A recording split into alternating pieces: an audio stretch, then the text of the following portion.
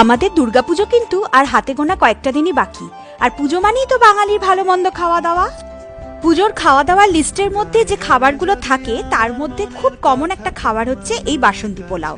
তো আজকে আমি সেটাই দেখাবো যে আমি কিভাবে এই বাসন্তী পোলাওটা রান্না করে থাকি। প্রথমেই আমি 2 কাপ মতো গোবিন্দভোগ চালকে ভালো করে ধুয়ে জল ঝরাতে দিয়ে দিচ্ছি। এরপর একটা সসপ্যানে আমি যে কাপটা করে চালের মাপটা করেছি সেই কাপেরই ডবলের 1 কম আমি জল নিয়ে নিচ্ছি।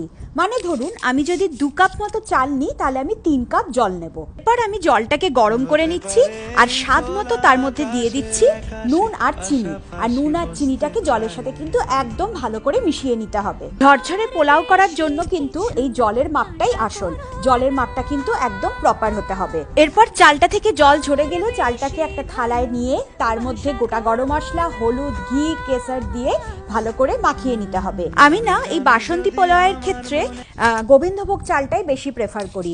তবে এখানে প্রপার গোবিন্দভোগ চাল পাওয়া যায় না, এখানে কালিজিরা চাল পাওয়া যায়, যেটাকে অলমোস্ট গোবিন্দভোগ চালই বলা যেতে পারে। আমি আজকে একটু লাল লাল করে চিকেন কষা করেছি, আমি সেটা দিয়ে আজকে বাসন্তী পোলাওটা খাবো।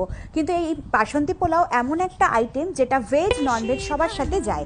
এরপর একটা কড়াই বসিয়ে তাতে একটু বেশি করে সাদা তেল দিলাম আর ঘিটা আমি অল্প দিলাম, কারণ ঘি আমি অলরেডি চালের মধ্যে মাখিয়ে রেখেছি। এরপর এর মধ্যে দিয়ে দিচ্ছি তেজপাতা আর গোটা গরম মশলা। পর ঘি মাখানো চালটাকে আমি তেলের মধ্যে দিয়ে দিচ্ছি আর ওপর দিয়ে দিচ্ছি কয়েকটা কাজু। কাজুটা আগে দিলেও হয় কিন্তু পুড়ে যায় বলে আমি পরে দিলাম। এরপর চালটাকে 2-3 মিনিট নাড়াচাড়া করে এর মধ্যে আমি দিয়ে দেবো যে গরম জলটা রেডি করে রেখেছিলাম, সেই জলটা এবার আমি চালের মধ্যে দিয়ে দিচ্ছি। এরপর হাই ফ্লেমে দিয়ে 2-3 মিনিট সমস্ত জিনিসটাকে ভালো করে ফুটিয়ে আমি গ্যাসটা বন্ধ করে দেব আর এটা একটা ঢাকনা দিয়ে ঢেকে দেবো।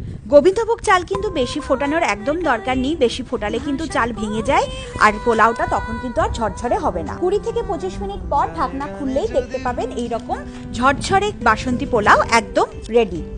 পুজো পার্বণই হোক বা অন্য কোনো অনুষ্ঠানই হোক, বাড়িতে কিন্তু আপনারাও ইজিলি এইভাবে বাসন্তী পোলাও বানাতে পারেন। টাটা।